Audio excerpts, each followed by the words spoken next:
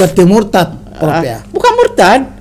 Ini mereka kan belum ada beragama belum ada agama, Saya kira sudah agama Islam ada, datang dan itu mereka Raja Supa dan Raja Siang dipanggil itu masuk. Siap. Tapi karena ada sesuatu tak usah saya ceritakan kenapa dia kembali tidak mau menganut agama itu karena ada peristiwa setelah Goa menerima Islam dan mengumumkan bahwa Islam menjadi agama resmi kerajaan. Maka Raja Goa sebagai super power pada saat itu mengajak raja-raja yang lain, mengajak Raja Bone, Raja Wajo, Raja Sopeng, dan bahkan ada yang langsung menerima, ada yang langsung menolak.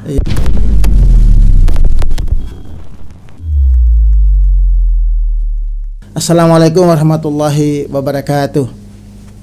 Alhamdulillahilladzi arsala rasulahu bil huda wa dinil haqq.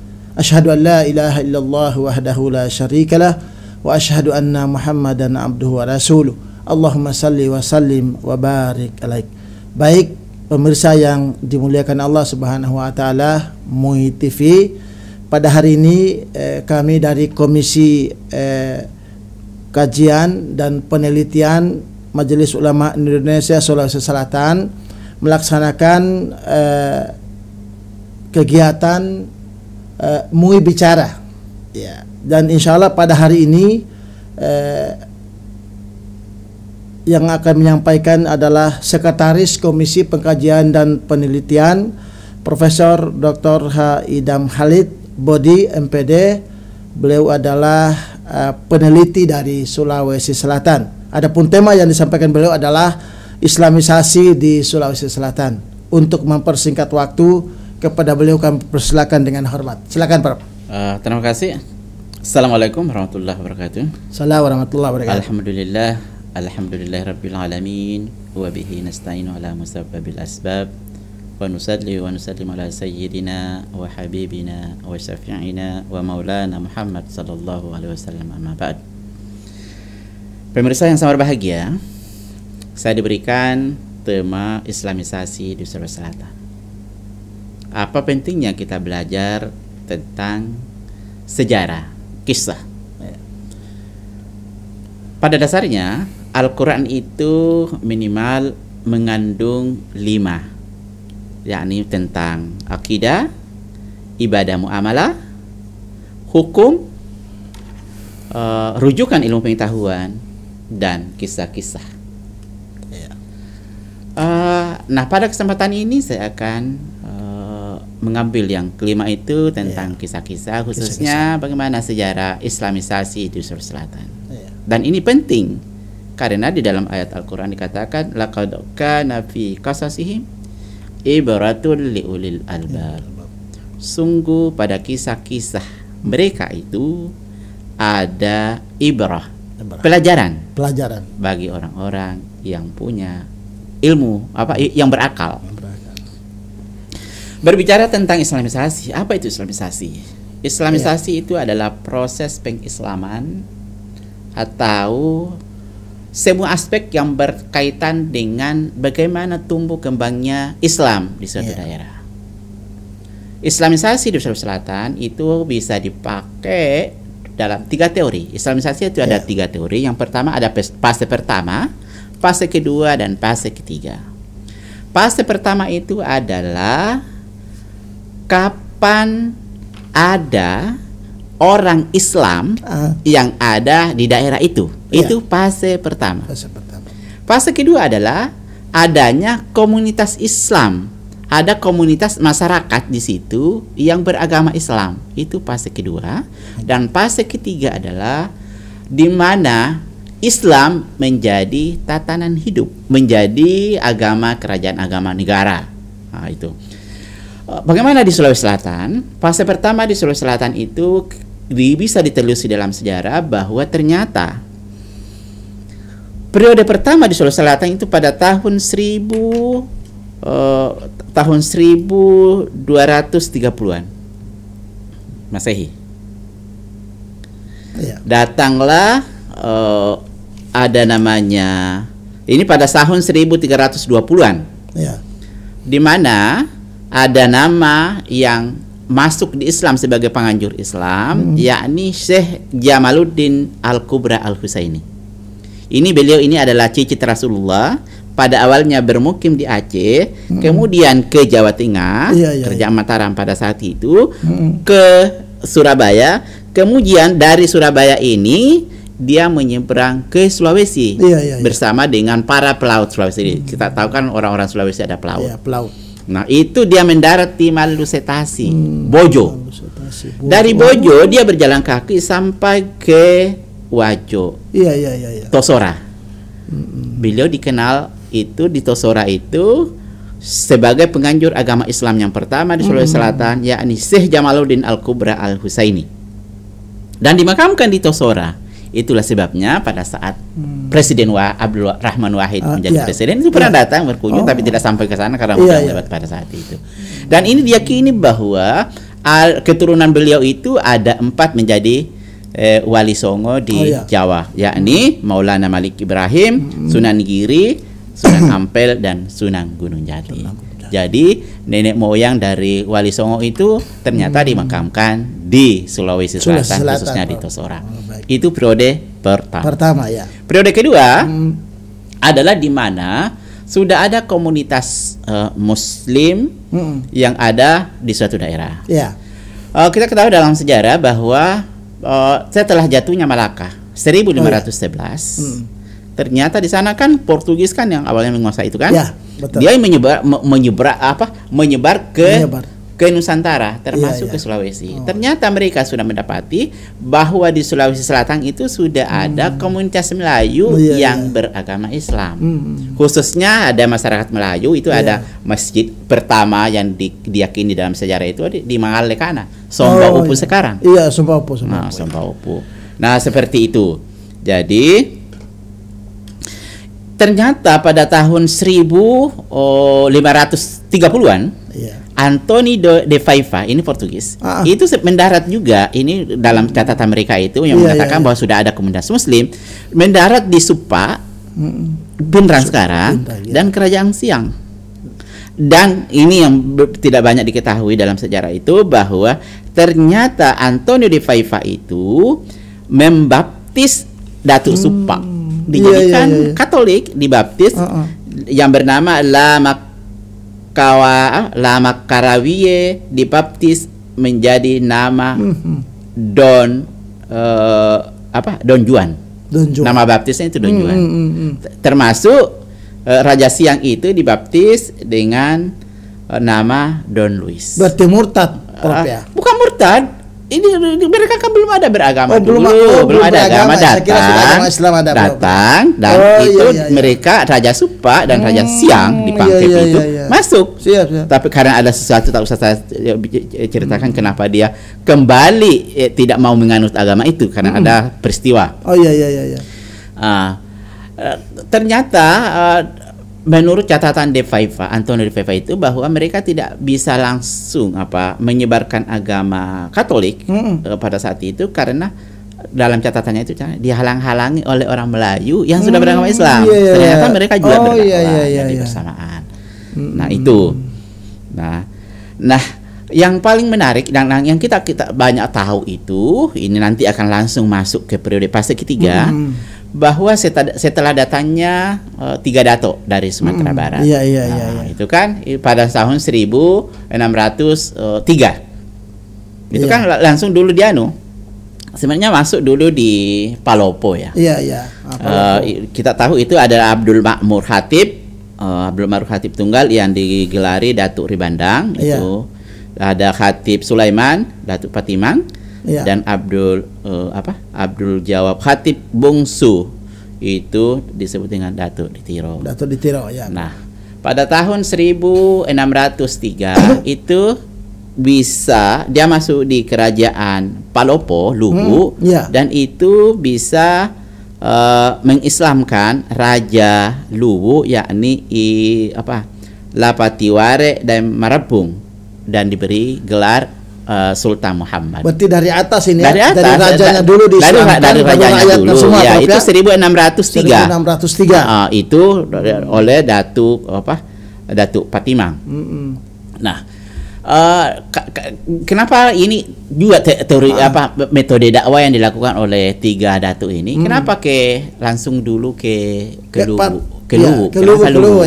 Karena Luwu kita ketahui bahwa Luwu ini adalah kerajaan tertua di selatan di Sulawesi. Iya, Sulawesi. Nah, dari sana ternyata tidak kehilangan akal mereka ini bertanya, untuk saya mengembangkan Islam di Sulawesi ini, siapa yang saya harus temui?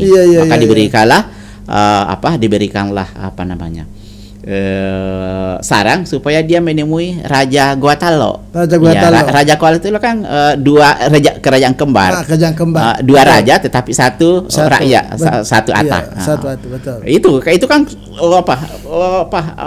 kalau dilihat pada zamannya Gotalo itu kan kerajaan superpower. Yang dimaksud Prof itu adalah Sultan Alauddin ya, bukan? Nanti itu nanti. Nanti dia akhirnya dia ke sini. Maka Datuk Ribandang itu Abdul Makmur Khatib Tunggal itu yang kita kenal dengan Datuk Ribandang itu menemui Raja Tallo. Raja Tallo itu yang bernama Imalingkaan Daimanyonri. Imalingkaan Daimanyonri ini diberi gelar setelah menerima Islam itu Sultan Abdullah Awalul Islam. Jadi Raja Tallo dulu yang pertama. Dia pertama menganut Islam. Yang menganut Islam itu namanya Imalingkaan Daimanyonri, digelar Sultan Abdullah Awalul Islam. Baru kemudian Raja Goa Imangerangi dan Manrabiah. Inilah yang disebut dengan Sultan Alauddin. Setelah menerima Islam. Itu tahun 1605. Berarti duluan Raja Tallo baru tapi tahun yang sama. 1605. Iya. Tapi lebih duluan lagi Raja Luwu. Duluan Raja Luwu, baru Raja Tallo, baru Raja Goa. Raja Goa. Jadi, 2 tahun kemudian, tahun 1607 itu bertepatan dalam sejarah 9 November 1607 diadakanlah Jumat pertama.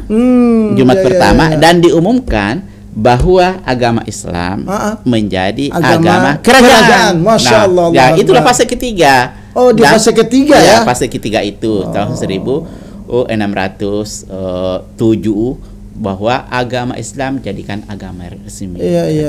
Dan setelah adanya kawin mawin, maka dia sudah masuk di struktur pemerintahan. Maka dalam struktur pemerintahan kerajaan-kerajaan yang ada di Sulawesi Selatan itu ada namanya Parewasara. Ada kadi. Ada kadi ya. Itu sudah memasuki struktur pemerintahan karena pengaruh Islam. Betul, sambil ada namanya setelah Goa menerima Islam dan mengumumkan bahwa Islam menjadi agama resmi kerajaan.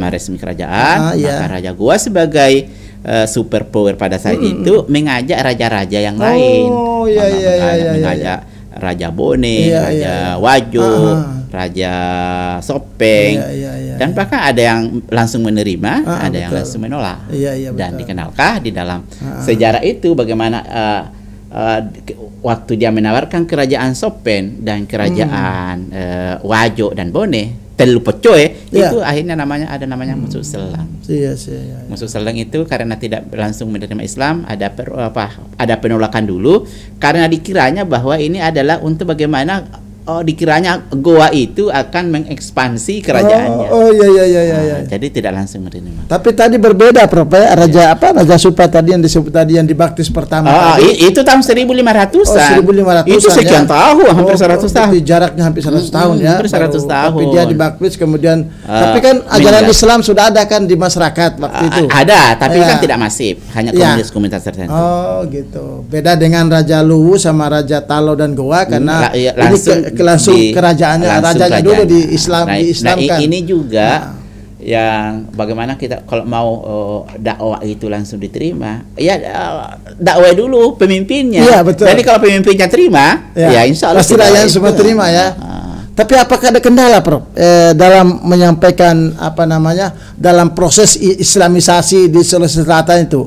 Apa ada hambatan, ada tantangan yang didapat? Saya tadi katakan bahwa ini kan langsung kepalanya ya. Oh iya, iya. Dan setelah Sultan Hasanuddin dengan khususnya Raja Goa Sultan Hasanuddin itu mengembangkan memberikan memberikan ajakan kepada raja-raja, mengajak kepada raja-raja yang ada di sekelilingnya, itu banyak langsung menerima. Alhamdulillah. Tetapi ada juga yang tidak langsung menerima. Membangkang ya. Karena dikiranya ini adalah ekspansi, ekspansi kekuasaan. Kalau saya dari masuk dari Raja Goa. Jadi makanya menolak itu awalnya itu adalah Raja Sopeng. Raja Sopeng menolak. Raja Wajo juga menolak ya. Bone ya. Iya. Itu namanya musuh seleng. Musuh seleng. Telu pecoy. Iya. Tapi setelah adanya dialog, akhirnya berturut-turut tahun Sopeng dulu masuk tahun 1609, disusul Wajo dan Bone. Dan ada persyaratan yang dari Raja Wajo bahwa saya mau masuk dengan syarat bahwa kerajaan saya tidak diganggu, harta saya tidak diganggu, rakyat saya juga tidak diganggu. Dan ada kompensasi. Berarti tidak ada upeti yang tidak ada upeti kan? Karena memang bukan untuk ekspansi. Betul. Bukan kerajaan, bukan untuk penjajahan, tetapi ini ajakan. Karena ada konsensus pada mereka, raja-raja di Sulawesi Selatan pada saat itu, bahwa siapa saja yang mendapatkan kebaikan atau berita kebaikan, maka berita kebaikan itu harus disampaikan kepada yang lain, dan itulah yang dilakukan oleh kerajaan Goa Talo pada saat itu. Alhamdulillah.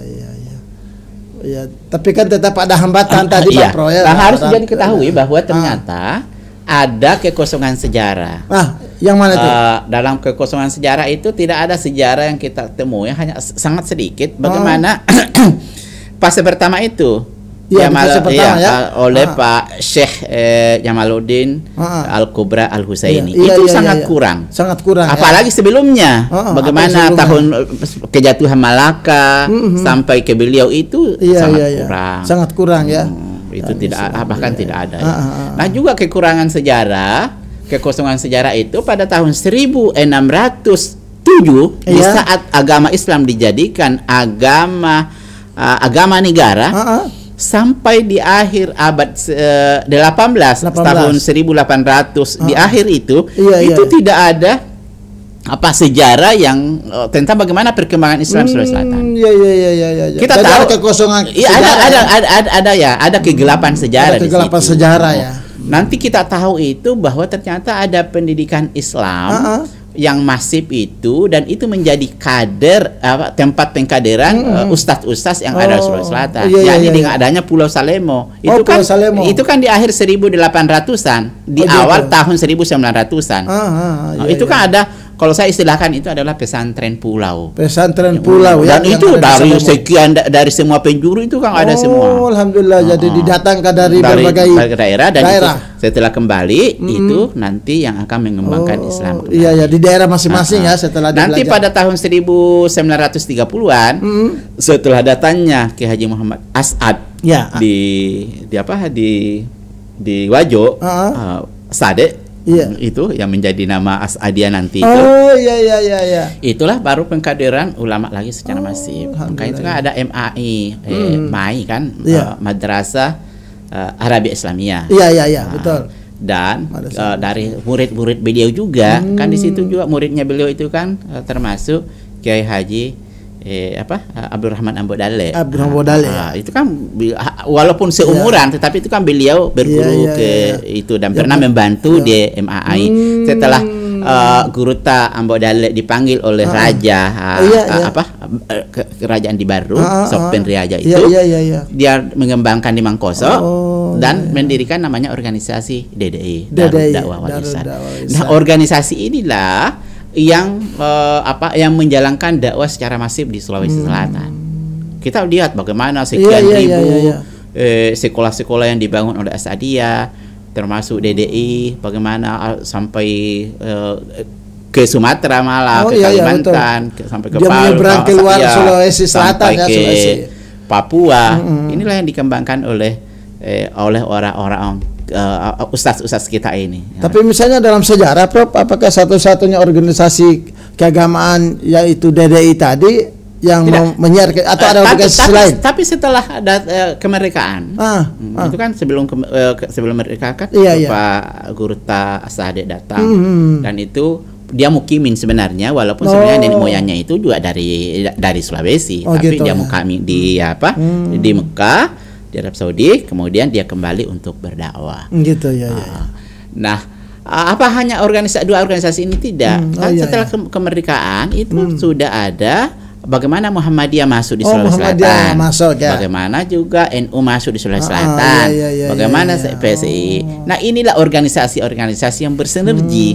Walaupun awalnya itu ada gesekan-gesekan di awal, tapi alhamdulillah dalam perjalanannya itu semua akur-akur dan itu semua adalah pastabikul khairat.